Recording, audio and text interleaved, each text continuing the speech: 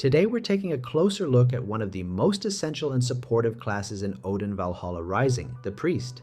If you're the type of player who enjoys helping others, keeping your party alive, and turning the tide of battle with powerful buffs, this class might be your perfect fit. In Odin, the Priest stands firmly in the backline, focusing not on damage but on healing, cleansing, and support. Without a Priest, even the most basic fights can become overwhelming, but with one by your side, you'll feel nearly invincible.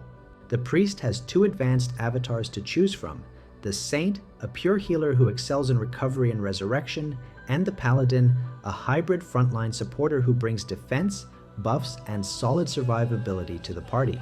Though their roles differ, both are invaluable in group content. Let's start with the Saint, the true heart of any party. As the game's dedicated healer, the Saint specializes in continuous HP recovery, protective barriers, and even resurrection. One of the Saint's signature abilities is Blessing of Yggdrasil, which summons a sacred tree that heals allies while damaging enemies within its area. It's a fantastic skill for large encounters where positioning and sustain matter. Even more impressively, this Saint can revive fallen allies with the Resurrection skill, turning the tide of battle in an instant.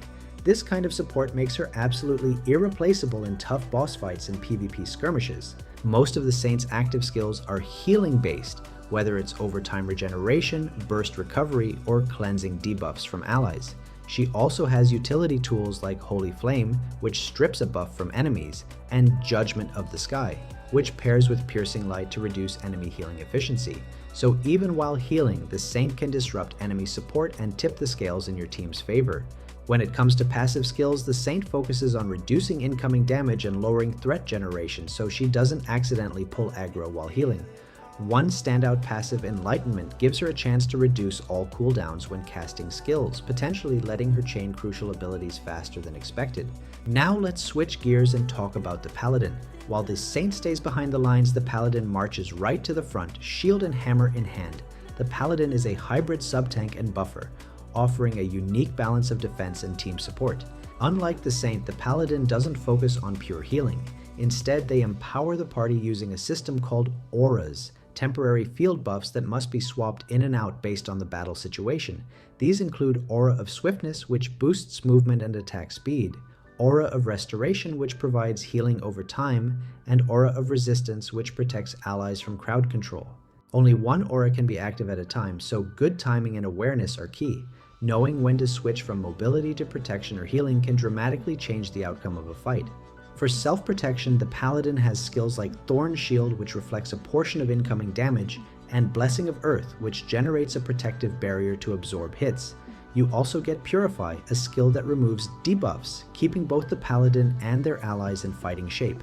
In terms of passives, Paladin leans into defensive resilience, reducing incoming magic damage, adding barriers, and restoring HP over time. There is even a passive that increases threat, helping the Paladin take pressure off more fragile teammates, though managing aggro through actives can still be a challenge. So, which avatar is right for you? If you prefer a dedicated healing role where your main job is to keep the party alive and support from the backline, the Saint is your go-to. She's an irreplaceable asset in any party and especially shines in PvE raids and support-based PvP. But if you like the idea of being in the thick of the action, throwing up shields, buffing teammates, and absorbing hits with a sturdy frontline presence, then the Paladin offers a more complex hands-on approach. It's a bit tougher to play, but very rewarding for players who enjoy hybrid roles with a touch of strategy.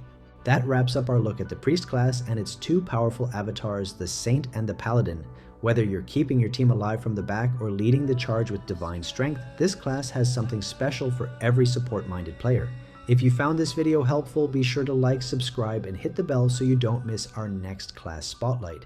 Let me know in the comments, which avatar are you leaning toward? Thanks for watching, and I'll see you in the next one.